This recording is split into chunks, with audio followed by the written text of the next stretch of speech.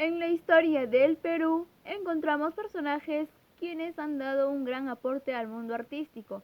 Felipe Pingló Alba y Nicomé Santa Cruz son dos de ellos. Ambos artistas plasmaron en sus creaciones realidades crudas y trataron de hacer un cambio a partir de eso. Los dos también nacieron en Barrios Altos, cuna de numerosos artistas criollos.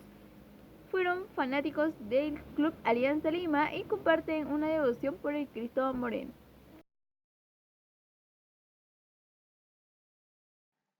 Felipe Pingló Alba nació el 18 de julio de 1899. Tuvo una vida llena de adversidades.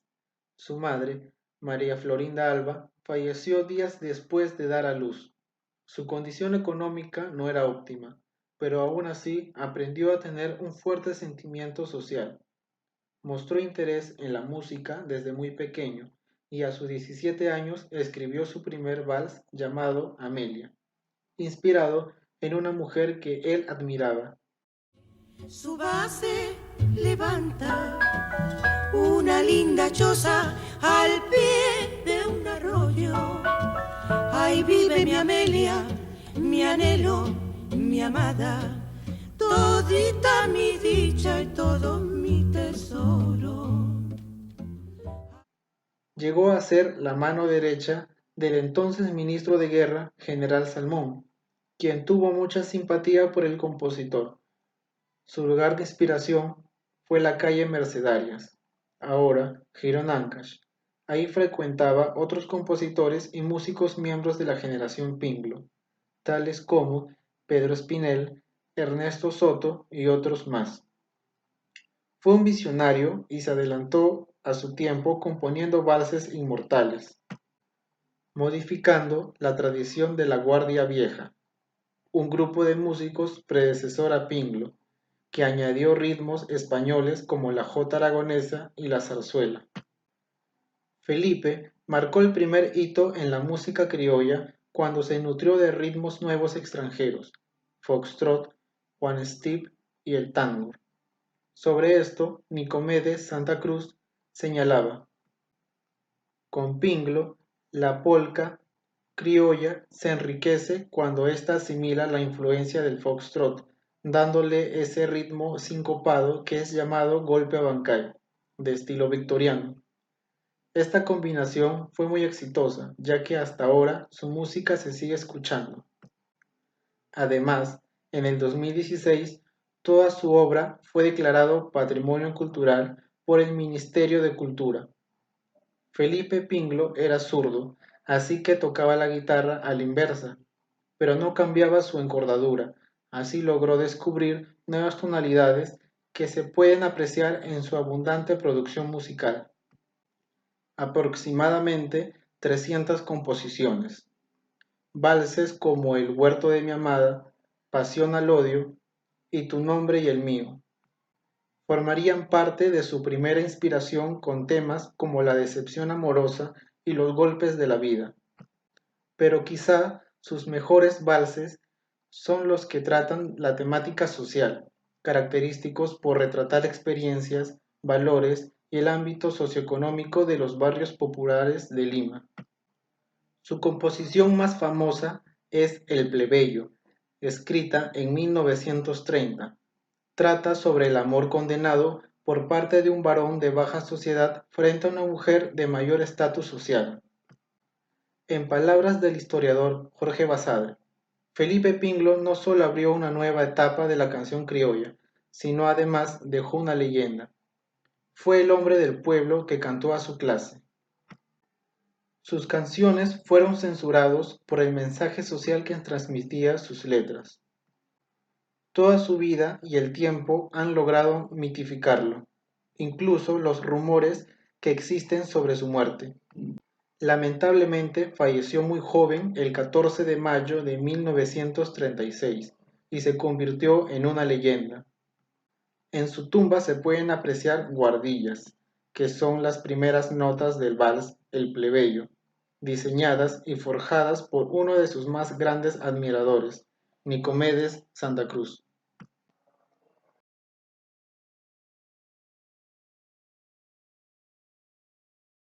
Uno de los íconos del criollismo, don Felipe Pingo Alba, creador de grandes valses, ¿no? Como El huerto de mi amada, ¿no? El plebeyo, después ahorita se me escapa el nombre, pero es uno de los grandes cantautores que hemos tenido, ¿no? Tocaba guitarra también, muy asiduo, concurrente a las peñas de la época, ¿no? Lo cual lo conllevó, digamos, a su enfermedad que tuvo, porque él era delgado, espigado, ¿no? Y las malas noches y todo eso pues conlleva esas cosas. Ya, hijo. ¿Eh? Entonces, la oración del labriego es uno de los valses muy bonitos, la oración del labriego, ¿no? Me gustaría que lo escuchen para que vean el mensaje, sobre todo el mensaje de la letra de esos valses. No como ahora que estamos escuchando, ¿cómo se llama? Valses ¿cómo se llama? Perro regresa, hay tantas cosas que le meten al vals, ¿no? Señor, Vulgarmente. ¿usted qué cree que Felipe Pingo Angla haya querido transmitirnos con ese tipo de canciones? Por supuesto, nos ha querido transmitir lo que era en sí nuestra en esa época, pues, como la cuestión social, ¿no?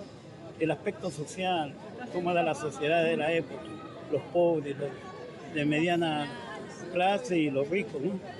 Por eso que dice el vals, mi sangre aunque plebeya, también tiñe de rojo, ¿no? Así algo valses como esos. Después de elaborar, vuelve a su humilde hogar. Luis Enrique el plebeyo, el hijo del pueblo, que siempre supo amar, miren. Qué bonito el mensaje. ¿Eh? ¿Pudimos encontrar algo como ese mensaje que ha transmitido Pingo el día de hoy? ¿Alguien que podría continuar con ese mensaje? Otros autores que quizás hayan seguido él. Tienes a Chabuca, a Alicia Maguiña. Mire, Alicia Maguiña, otro ícono, pero ella es de clase alta. ¿Te das cuenta? Incluso tuvieron cierta rivalidad con Chabuca Grande. ¿Te das cuenta? Cierta rivalidad había. Claro, no una rivalidad como ahora vemos, ¿no? que se dicen de todo, no. La rivalidad estaba, a ver, ¿tú puedes componer esto? ¿Sí? ¿Por qué no?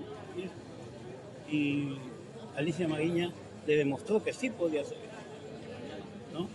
Y hubieron cantantes como Jesús Vázquez, que le llamaron la reina y señora de la canción criolla, que fueron prácticamente cantantes apropiadas, la voz apropiada para el mensaje de los valses que ellos habían creado.